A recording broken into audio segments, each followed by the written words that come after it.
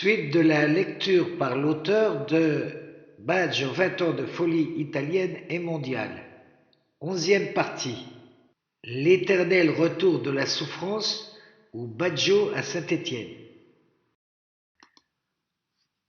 En juin 1985, Robbie vit son premier drame sportif. Privé du match qui vaut l'accession en Série B à ses partenaires, le barrage se joue à Florence et des images la montrent sur les épaules d'un partenaire un genou dans le plâtre.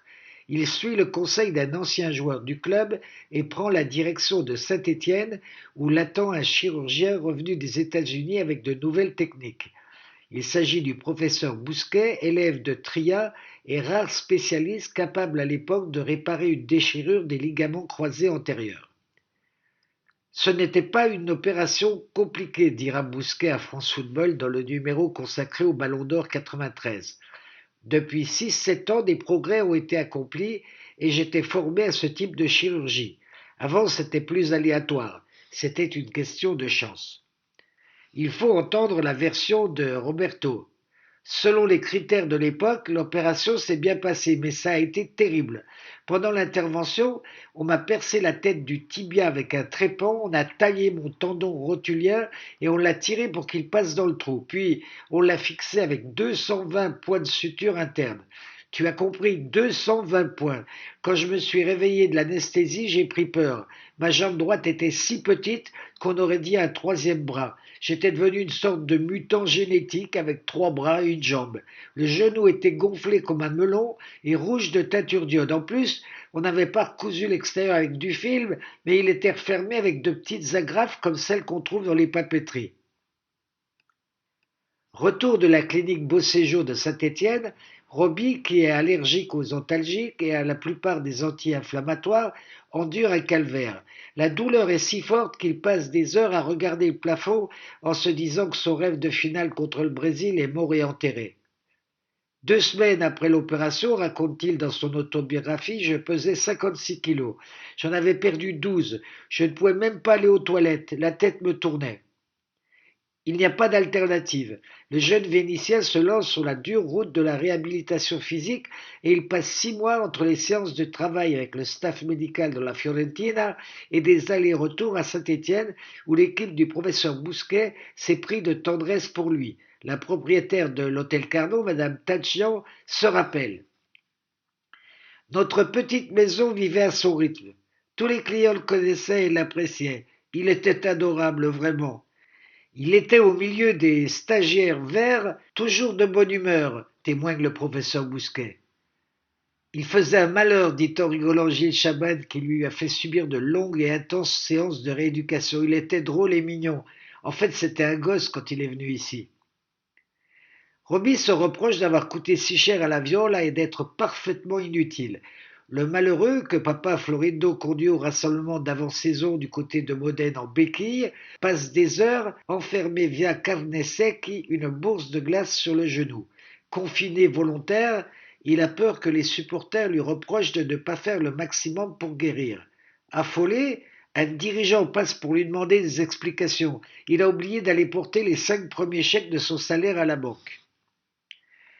Quand son genou va mieux, Roberto se promène dans les ruelles les plus discrètes de la capitale toscane, salué par des Florentins qui l'invitent à jouer au billard ou à boire un café. Jamais Robbie n'oubliera l'affection des Florentins de tous les jours. Il était tellement déçu de ne pas pouvoir leur offrir quelque chose en retour qu'il n'ose pas sortir de chez lui. Aldo Agroppi, son deuxième entraîneur à Florence, raconte tout cela dans un livre paru en mars 2005. Il y avait dans ses yeux la tristesse d'un gosse qui joue à la guerre et qui ne sait pas s'il pourra vaincre la malédiction qui s'en est prise à lui. Le chemin de la rééducation est terrible pour celui qui meurt du désir de montrer ce qu'il a dans le ventre. Tout au long de ce chemin de croix, qu'entend Robbie et qui peut-il croire? Les physiothérapeutes qui lui disent que ça ira, que ça va aller, ceux qui prétendent qu'il y aura des contretemps mais que c'est normal, ou les sceptiques, les gênés, les cyniques qui font courir le bruit qu'il ne rejouera jamais. Pas facile d'être patient à 19 ans quand on est un génie, un pianiste à qui l'on a volé une main. En 1986, nombreux sont ceux qui ne croient pas à la guérison du Godeluro plein de chaînettes et de bracelets. Des joueurs plus costauds que lui, des Zmuda, des Briasque et des Marangon, ne se sont jamais remis d'une telle opération. Et puis il y a les stigmates de la souffrance dont Robbie parle 16 ans plus tard. Je suis persuadé que certaines parties de notre corps soumises à des opérations importantes ne redeviennent jamais ce qu'elles étaient auparavant. J'en suis la preuve vivante. On peut dire que je vis avec la douleur. C'est ma compagne, ma vieille compagne. Si c'était une femme, je dirais en voilà une amante fidèle, discrète, insatiable. Il ajoutera à Brescia: si quelqu'un me voyait à l'entraînement, il prendrait peur. Durant les massages, ma jambe droite subit des torsions anormales, comme si elle devait se disloquer d'un moment à l'autre. Cette phase de rééducation s'étale du 10 juin 1985 au début de l'année 86.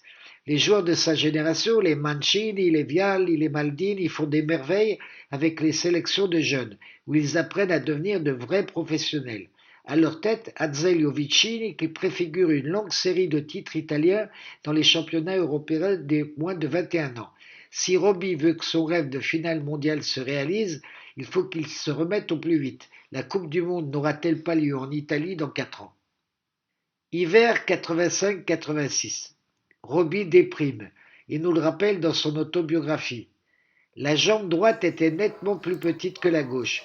Si le genou cédait à nouveau, c'était fini pour moi et pour de bon. Le problème, c'est que je n'en pouvais plus. De ne pas jouer, de ne pas sortir avec les autres garçons et de rester à la maison, la jambe suspendue et enveloppée dans une poche de glace. Bon, il y avait le tendon coupé, le muscle qui n'avait plus de force, l'épaisseur de l'articulation, la difficulté de jouer avec, les terrains glissants et boueux de cette fin d'hiver. Je m'en doutais, je voulais, je devais essayer de rejouer à tout prix. Et à l'époque, j'étais pire que maintenant. Quand je sens qu'il faut risquer, je risque. Barretti, le président exécutif de la FIO, croit en lui. Ancien directeur du journal Tuttosport, mal aimé des supporters, il fait le pari que le gamin marquera son temps. Il est prêt à tout pour démontrer qu'il ne se trompe pas. Baggio, 25 ans plus tard.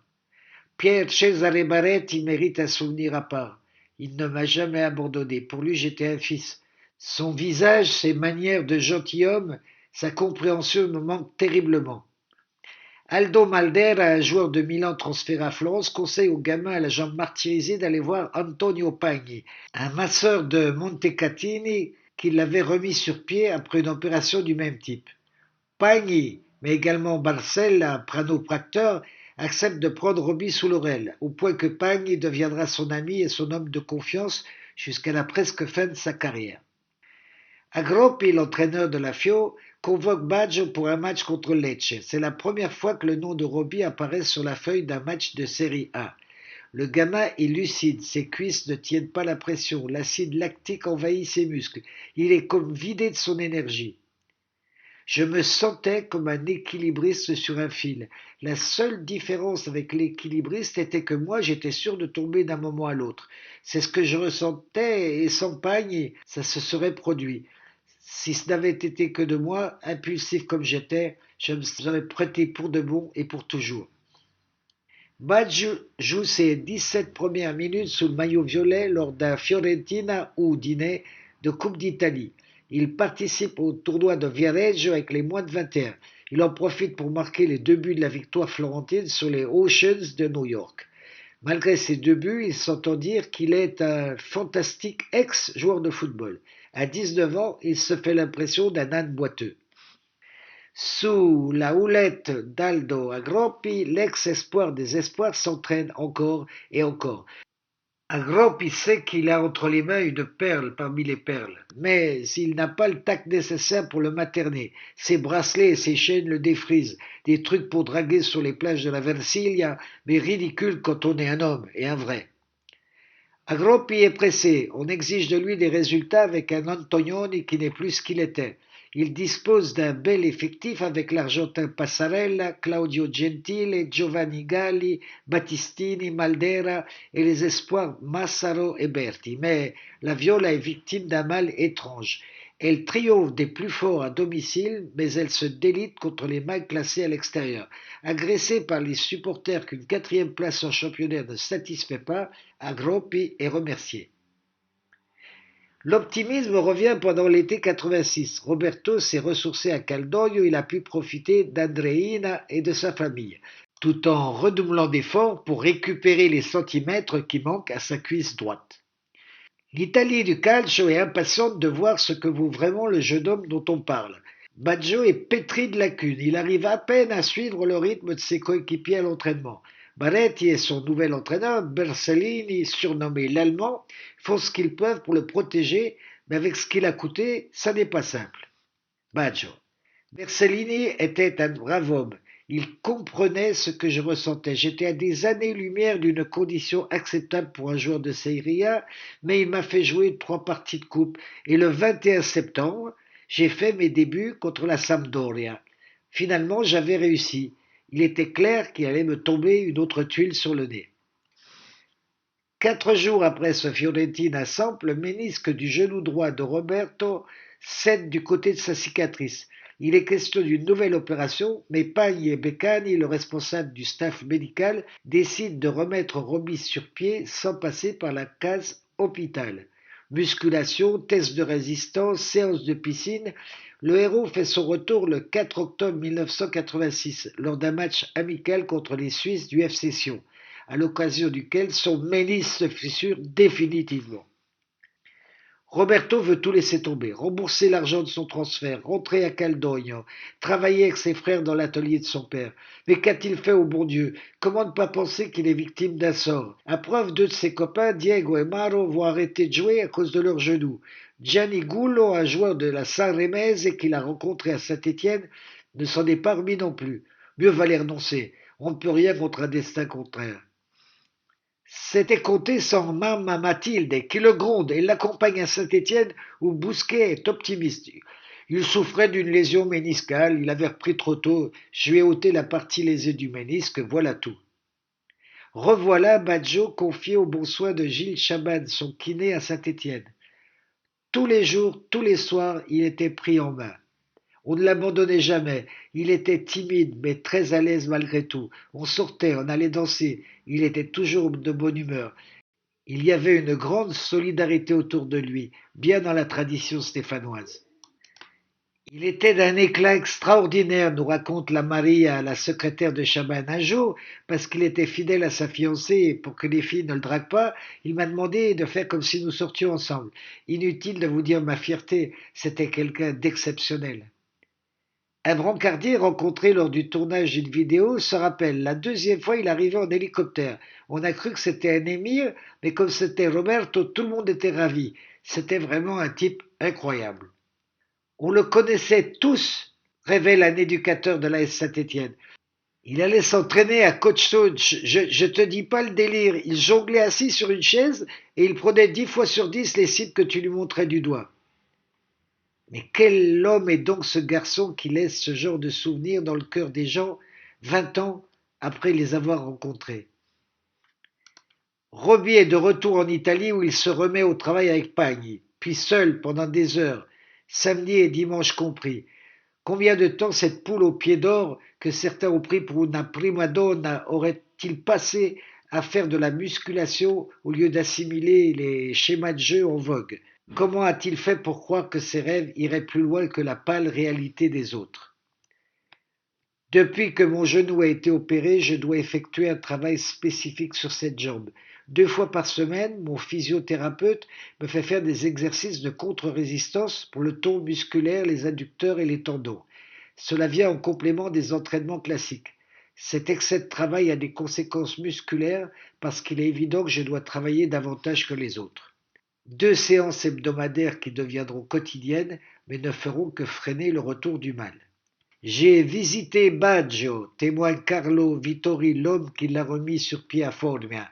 J'ai appelé un photographe pour qu'il prenne une photo et qu'il inscrive le jour et le mois dessus. Je voulais un document officiel. Je jette un œil sur la jambe du genou blessé. Elle faisait 7 centimètres de moins que l'autre à la hauteur du tiers inférieur. Le déficit se trouvait dans la fixation de la rotule. Le programme de remise à niveau dure 3 semaines. Son genou devient plus stable. Je lui fais faire des démarrages en ligne parce que le risque, lorsqu'il rejouera, c'est celui de l'entorse. Physiquement, il a la peau sombre, peu de poils et très fin, des muscles exceptionnels qui ressemblent à ceux d'un noir. Fascination que l'écrivain Enzo Catania magnifie dans son Toccato da Dio.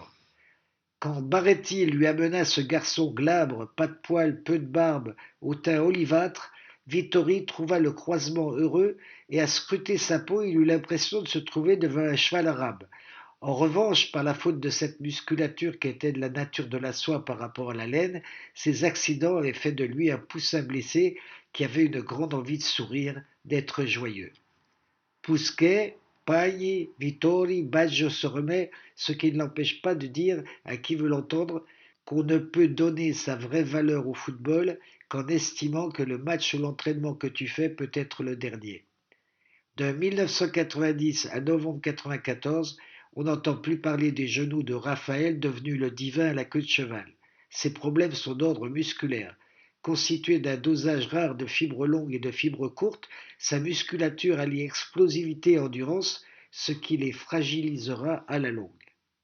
Retour de USA 94, Baggio se donne une entorse lors d'un Padoue-Juve, contretemps de 4 mois d'autant plus fâcheux qu'il fournira des arguments à ses dirigeants pour ne pas prolonger son contrat. La suite de la lecture de Baggio 20 ans de folie italienne et mondiale au prochain numéro, si vous le voulez bien.